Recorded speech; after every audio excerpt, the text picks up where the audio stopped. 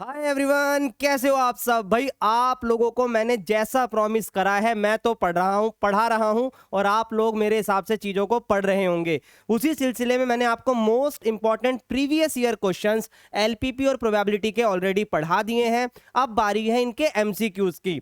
इसके बहुत सारे एमसीक्यू पेपर में नहीं आते। अगर मैं दोनों चैप्टरों को कंबाइंड कर दूं तो मैक्सिमम 3 एमसीक्यू देखने को मिलते हैं, और अगर एलपीपी का 5 नंबर का क्वेश्चन आ गया तो वो भी देखने को नहीं मिलेगा। ठीक है भाई, तो बिना किसी देरी के हर एक चीज को अच्छे से हम सीखने वाले हैं। अब बात आती है कि अगर मुझे सर एलपीपी और प्रोबेबिलिटी आता ही नहीं है तो क्या इस वीडियो को देखना वर्थ इट होगा। तो भाई उसके लिए मैंने आपके लिए प्लेलिस्ट तैयार कर रखी है, आप यहां जाके देख सकते हो चैनल के सेक्शन में।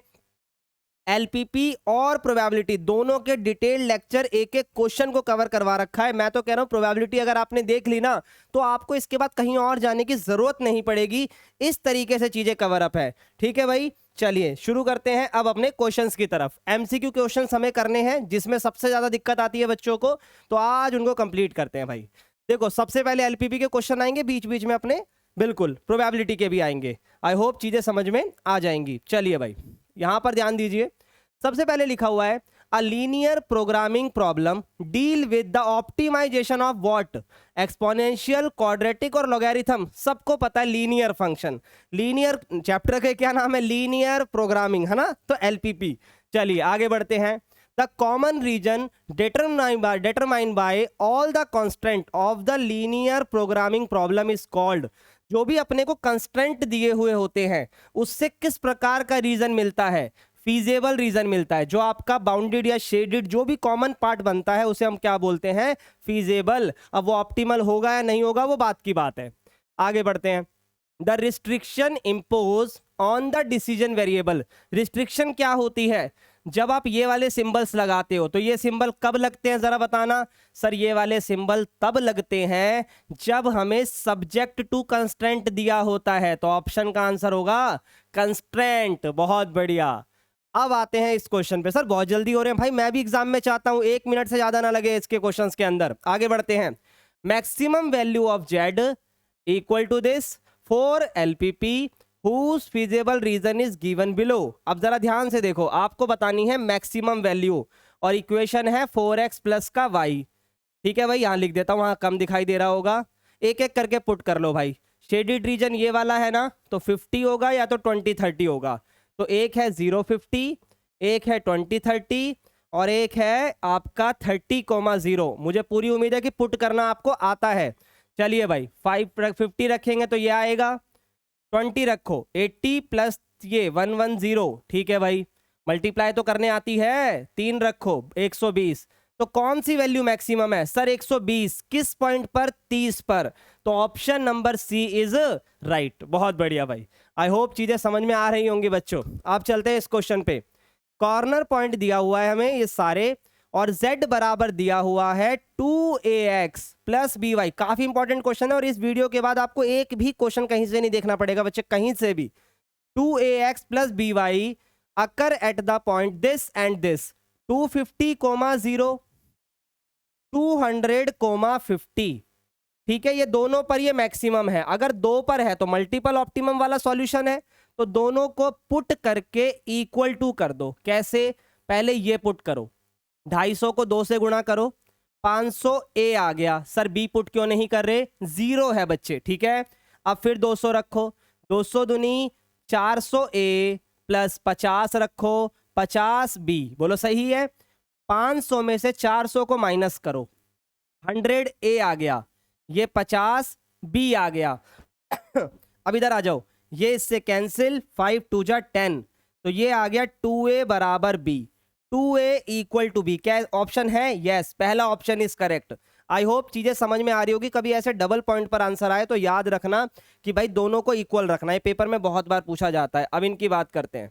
देखो भाई, the corner point of the feasible region is the graphical representation of a LPP are this और z ये दिया हुआ है।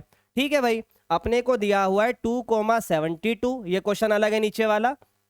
और दूसरा पॉइंट है 15,20 और इसके बाद है 40,15।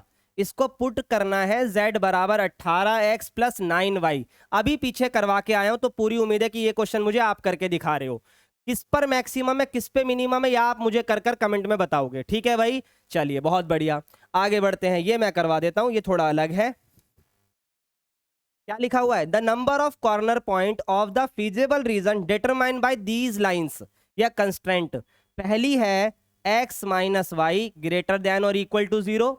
दूसरी है 2y लेस देन और इक्वल टू x प्लस 2, और ये इसका मतलब है फर्स्ट क्वाड्रेंट।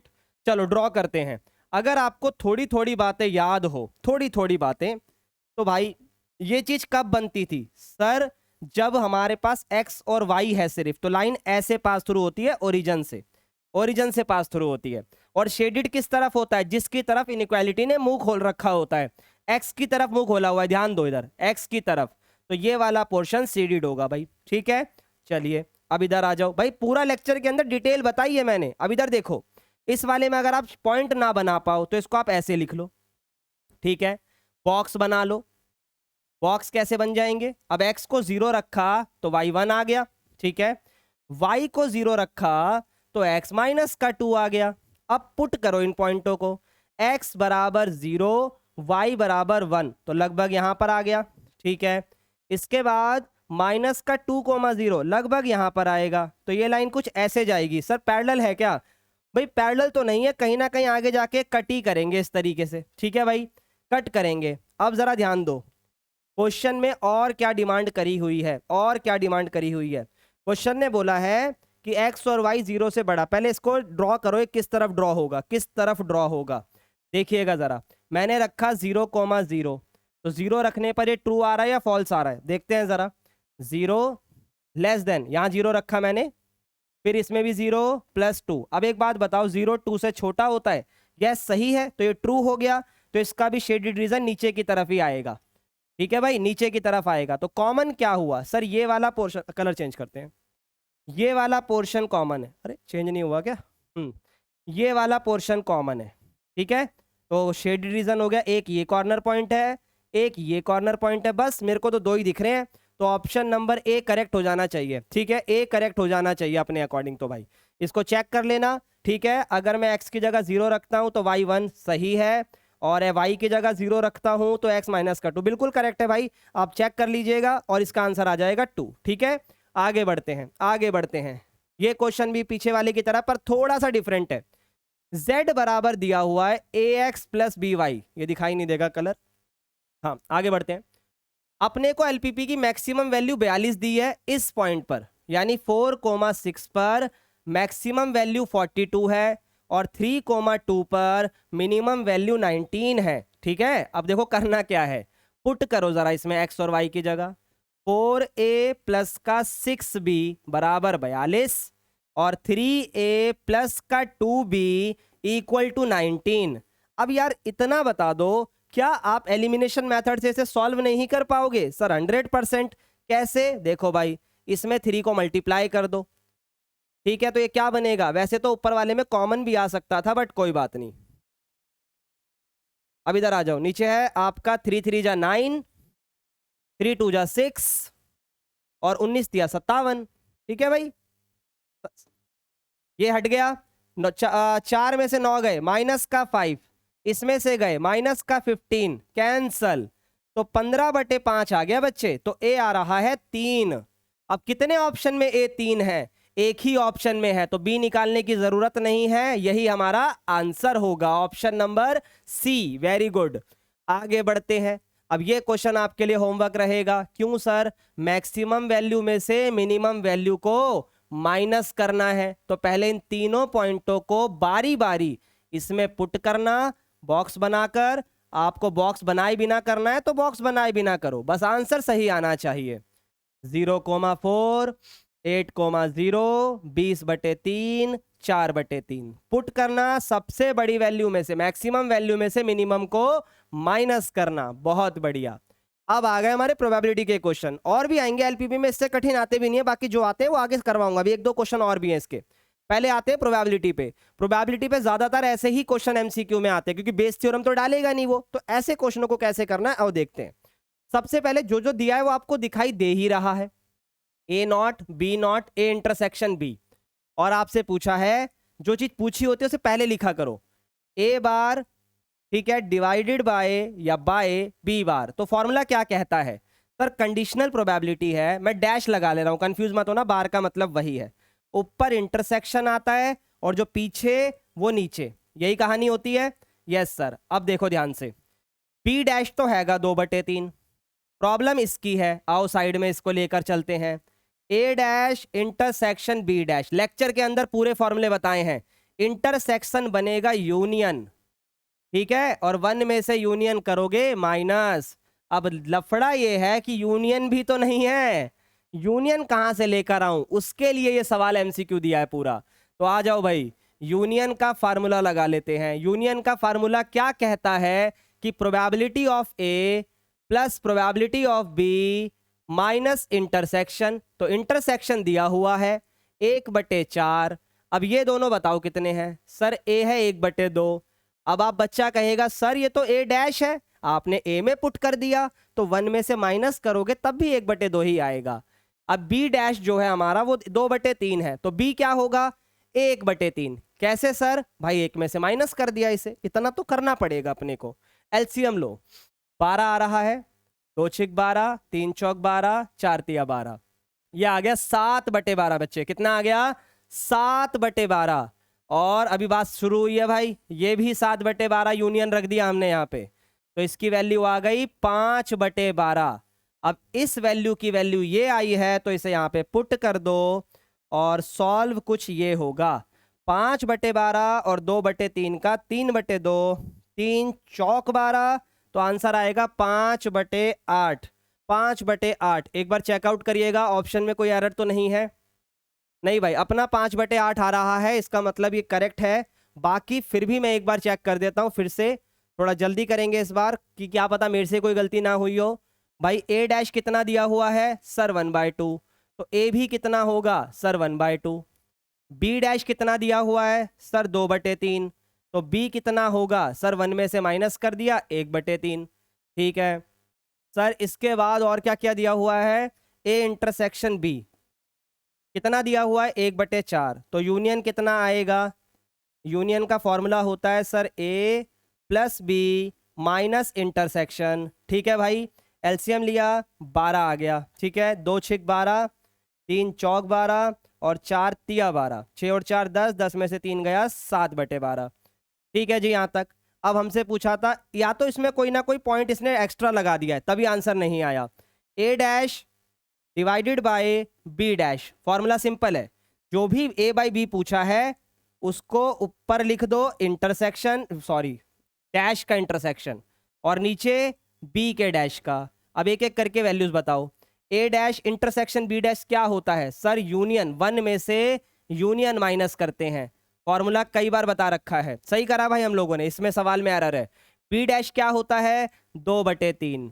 अब ए यूनियन बी क्यों माइनस करा सर, भाई डी मॉर्गन लॉ लेक्चर के अंदर चीख चीख के पढ़ाया है, इंटरसेक्शन बनता है यूनियन का डैश और 1 में से उसे माइनस, तो 1 माइनस यूनियन जो कि 7/12 है। चेक कर लेते हैं भाई, कोई पूरा करेंगे हम, अधूरा नहीं छुड़वाएंगे आपको। 12 एकम 12, 12 में से 7 गए 5/12, ये 3/2, 3 चौक 12, भाई 5/8 ही आएगा अपना, बिल्कुल सही है। या तो इस सवाल में कोई पॉइंट अलग पूछा है तो ऑल ऑप्शन आर रॉन्ग, अपना 5/8 होगा। इन केस मेरे से कोई गलती हुई हो तो आप मुझे कमेंट में बता सकते हो, जो कि नहीं हुई है मेरे अकॉर्डिंग, तो अपना आंसर होगा 5/8। चलिए आगे बढ़ते हैं। ए बाई बी, तो ए बाई बी का क्या फॉर्मूला होता है, अभी पढ़ाया है, ए इंटरसेक्शन बी, नीचे बी, इसका A dash intersection B divided by B, मैं इसको देख के लिख रहा हूं भाई, बी से बी कैंसिल, ठीक है।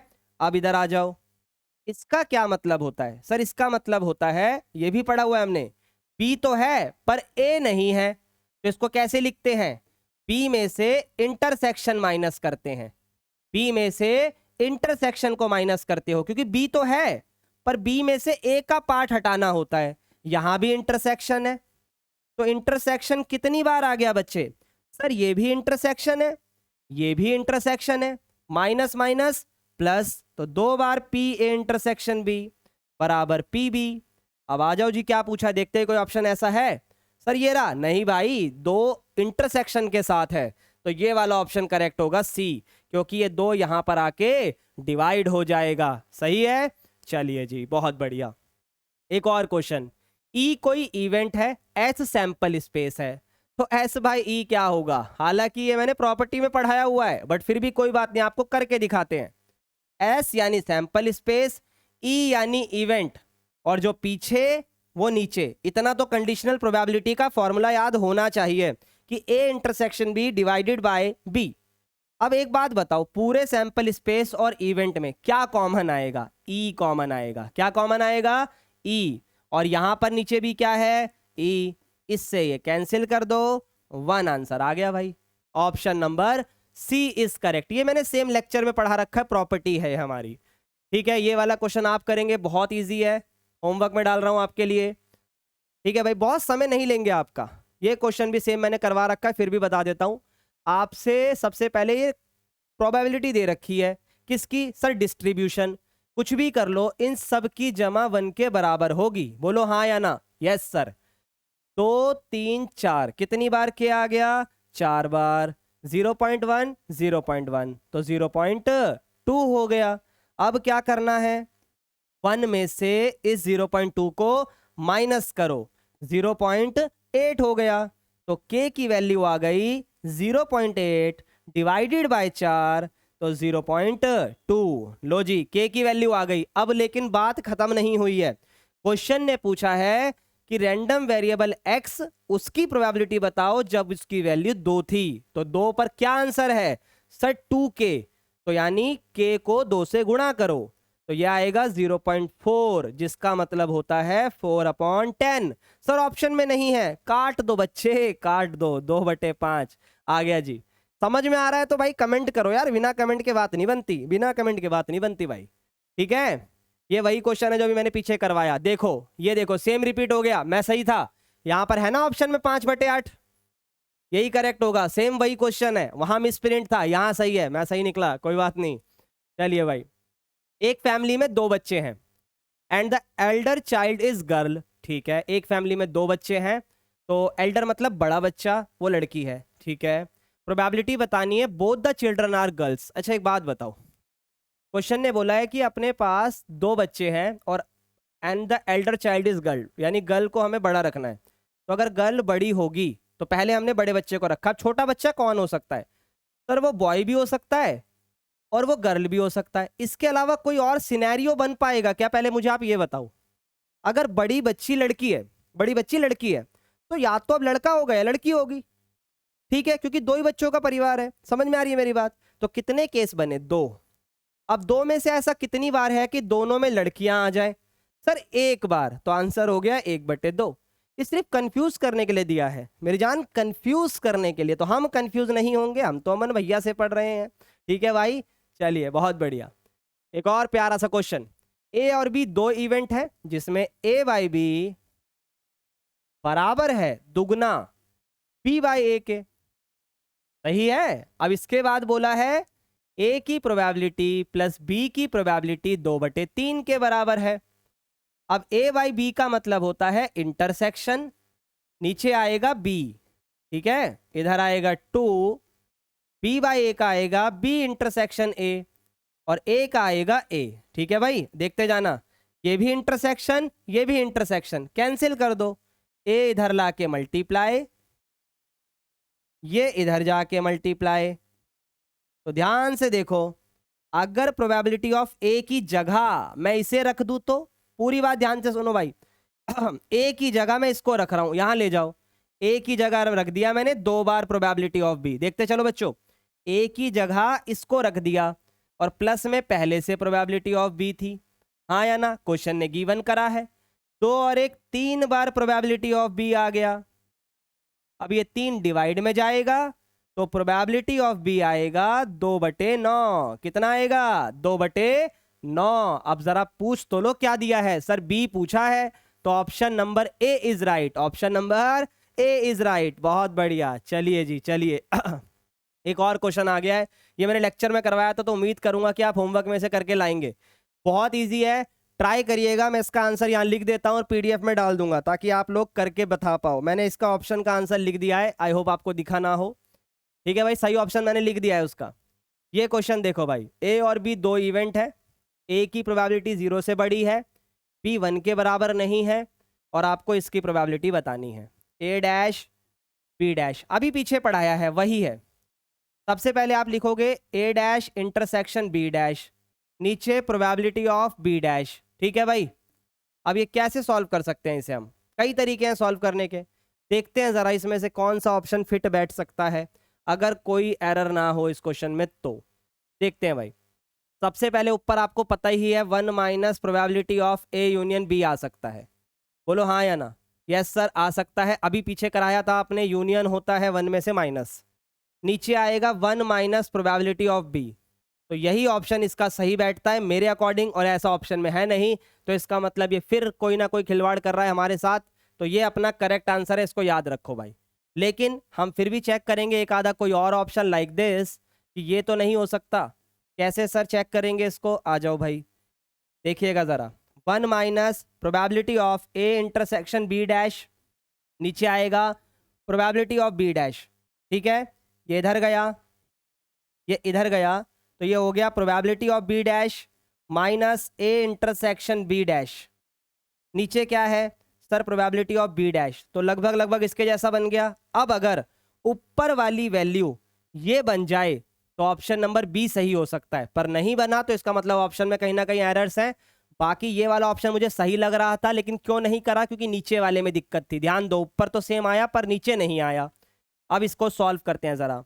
बी डैश का मतलब होता है 1 माइनस बी। ओके, इसका क्या मतलब होता है? इसका मतलब होता है ए में से, सुनते जाना, ए में से ए इंटरसेक्शन बी को हटा दो, क्योंकि बी हटाना है।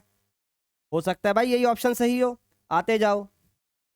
अब नोटिस करो जरा, 1 माइनस में पी बी, माइनस में पी ए, और प्लस में ए इंटरसेक्शन बी। देखा आपने, नीचे आ गया probability of B dash.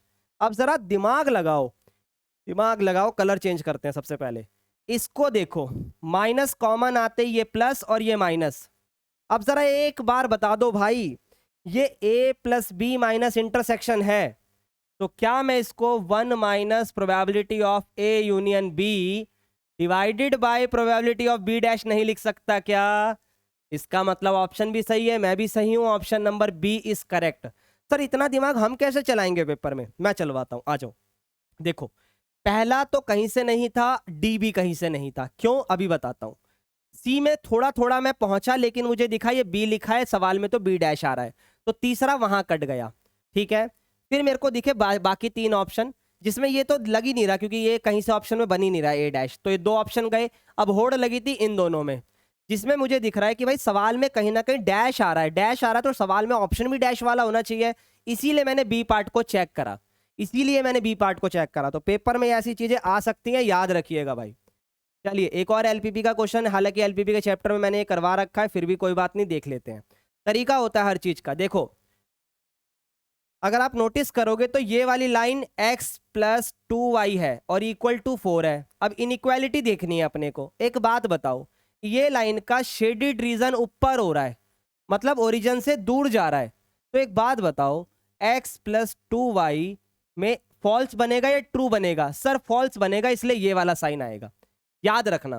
Sir कैसे? थोड़ा डिटेल में बता दो। देखो भाई, अगर कोई चीज ट्रू होती है तो ये वाला सिंबल होता है और यहाँ पॉजिटिव वैल्यू होती है, ठीक है, और अगर पॉजिटिव वैल्यू है पर फॉल्स आ रहा है तो ये वाला सिंबल बनता है। किससे ट्रू फॉल्स? ओरिजिन से। तो इस बात को याद रखना, इससे जल्दी आंसर आते हैं। अब इधर आ जाओ, पहली इक्वेशन मिल गई, x plus 2y greater than 4, ये रहा और ये रहा और ये रहा, 3 ऑप्शन में है भाई। चलो अब आगे बढ़ते हैं। इस लाइन को देखो, ये भी तो फॉल्स है, तो ये भी x plus Y greater than और इक्वल टू 3, क्योंकि ये फॉल्स इसलिए है, लाइन देख सकते हो आप क्यों फॉल्स है, सामने आपके प्रमाण है इस बात का। तो x प्लस वाई भी ग्रेटर देन 3 है, तो इस ऑप्शन में भी है, इस ऑप्शन में भी है, तो 2 तो कट गए। अब देखो, ये सब फर्स्ट क्वाड्रेंट में है, तो x और y दोनों 0 से बड़े होने चाहिए, तो सिर्फ इसमें ऐसा है, तो option number C is right. Option number C is right. तो याद रखना, अगर ओरिजिन से ट्रू आएगा तो ऐसा होगा, और ओरिजिन से अगर फॉल्स आएगा तो ऐसा होगा। याद रखना इस बात को, ठीक है भाई। चलिए आगे बढ़ते हैं। इसमें पूछा है कौन सी इक्वेशन है, जो भी यहां पर दो इक्वेशन दी हुई है, which of the following point, जो इन दोनों इक्वेशंस को सेटिस्फाई कर दे। तो भाई पॉइंट पुट करके देख लो। जैसे मैंने पुट करा 3,2, 3 दूनी 6 और ये प्लस में 2, 8। सही है ये बात? सर सही है। इसको इसमें रखो, 3 + 2 गुणा में 2 और ये 8। सर ये तो 7 हुआ कि 7 तो 8 से बड़ा ही नहीं होता, तो ये ऑप्शन गलत हो गया। ऐसे ही बाकी 3 ऑप्शन को चेक कर लो, ज्यादा समय ही नहीं लगेगा। ठीक है भाई, चलिए और आसान से करना है तो एलिमिनेशन मेथड लगा के x और y की वैल्यू निकाल दो। ठीक है, जैसे भी करना हो जाएगा। एक प्यारा क्वेश्चन ध्यान देना। सबसे पहले अपने को लाइन दी हुई है, नोटिस करना यहां इक्वल टू नहीं लगा हुआ, और मैंने बताया था इक्वल टू नहीं लगता तो डॉटेड लाइन बनती है। डॉटेड लाइन का मतलब ये होता है कि point on the lines are not included. ठीक है ना? अब इधर आ जाओ, whole XY plane except the point lying on the line. ठीक है, लाइंग ऑन द लाइन है। फिर XY plane along with lie on the line. फिर लिखा हुआ है ओपन हाफ प्लेन। हाँ, इसी की बात करनी है। ओपन हाफ प्लेन यानी जिसको आपने शेड करा है वो आपका ओपन हाफ प्लेन हो गया, जिसको आपने शेड करा है। Containing the origin, containing the origin, check करो ओरिजिन कंटेन कर रहा है। हाँ कर रहा है, क्योंकि 0 पुट करने पर 7 से छोटा आएगा। ट्रू है तो ओरिजिन तो आ रहा है। Except the point on the line, तो ये ऑप्शन सही है। ये वाला गलत है क्योंकि इसमें बोल रहा है कि नॉट कंटेनिंग द ओरिजिन, तो ये गलत है। ओपन हाफ क्यों लिया? क्योंकि ओपन हाफ वो होगा जो हमारा शेडेड रीजन होगा। ओरिजिन क्यों लिया? क्योंकि ये बात ट्रू थी। और नॉट कंटेनिंग द लाइन क्यों लिया? क्योंकि लाइन डॉटेड थी। ठीक है, सारी बात क्लियर हो गई, याद रखिएगा। चलिए जी, और क्वेश्चन। अब थोड़े से होमवर्क तैयार होंगे, ये सिंपल सा क्वेश्चन है तो होमवर्क रहेगा मेरे बच्चे। एक और प्यारा सा क्वेश्चन, इस क्वेश्चन में बड़ा बच्चों को डाउट था तो मैं आपको बता देता हूं। देखो, ये है अनबाउंडेड, ये है, अरे भैया कलर चेंज करो, ये है अनबाउंडेड। अच्छा, अनबाउंडेड की ना एक खास बात होती है कि उसमें आपको चेक करना पड़ता है। चेक कर कि वो मैक्सिमम है या नहीं है, मिनिमम है या नहीं है। तो अगर मैक्सिमम होता है तो z वाले में हम ग्रेटर देन मैक्सिमम वैल्यू रखते हैं और मिनिमम वाले में लेस देन रखते हैं। फिर उसको हम ड्रॉ करते हैं। अगर वो शेडेड रीजन से कॉमन पॉइंट दिखा देता है तो आंसर नहीं आता है, और कॉमन पॉइंट नहीं होगा तो आंसर आएगा। सिंपल। अब चलो पढ़ो यहां क्वेश्चन को। Corresponding function z is this which has to be minimize, इसे मिनिमाइज करना है। Okay, smallest value the function is z is this, इसका मतलब, और इसको 3,8 पे ऑब्टेन करा गया है। तो ये हमारा z है जो कि है 18x प्लस का 10y, और ये 134 मिनिमम वैल्यू है तो लेस देन 134 हो गया। इसको ड्रॉ करा गया तो ये लाइन डॉटेड आपको दिखाई दे रही होगी। अब ये बताओ क्या ये कॉमन रीजन पे आ रही है, शेडेड रीजन पर आ रही है? सर नहीं आ रही। तो जरा देखो क्या लिखा है, does not exist as the feasible region is unbounded. तो ये तो गलत है ना। अनबाउंडेड का मतलब ये नहीं होता कि आंसर नहीं आएगा, चेक करो कि आंसर आएगा या नहीं आएगा। डज नॉट एग्जिस्ट ये भी हटा दो। एग्जिस्ट ये दो ऑप्शन में से होगा, ये दो ऑप्शन में से होगा। पहला गलत हो गया, पहला गलत हो गया क्योंकि उसने ग्रेटर देन बना दिया, हमें लेस देन चाहिए, मिनिमम का क्वेश्चन है। तो डी ऑप्शन सही होगा। पर पूरी बात पढ़ो, इसने लिखा है does not have any point in common with the feasible region. सही है, जो आपकी लाइन बन रही है इसका कॉमन रीजन के साथ कोई फिजिबल पॉइंट नहीं है, कोई कॉमन पॉइंट नहीं है। जैसे कि मैं आपको बताऊं, अगर ये लाइन ऐसे होती, अब देखो ये लाइन इस शेडेड रीजन में आ रही है ना, कॉमन हो गई ना। जैसी कॉमन हो गई आप बोलोगे देयर इज नो आंसर। ठीक है, there is no maximum, though no minimum value, जो भी क्वेश्चन पूछा गया है। लेकिन ये लाइन बाहर से जा रही है तो यानी जो शेडेड रीजन है, फिजिबल रीजन है, उससे इसका कोई लेना देना नहीं है। That means there is no common point, तो सिंपल सा हमारा आंसर आ जाएगा। चलिए जी, बहुत बढ़िया। आई होप आपको सारी चीजें समझ में आई होगी। एलपीपी और प्रोबेबिलिटी में इससे अलग एमसीक्यू आपको पेपर में नहीं दिखेंगे, और फिर भी मैं और एमसीक्यूज करवाऊंगा पेपर से 2-3 दिन पहले आपके साथ लाइव आके। अभी के लिए इतना ही, मिलते हैं नेक्स्ट वीडियो में। Bye bye and take care guys.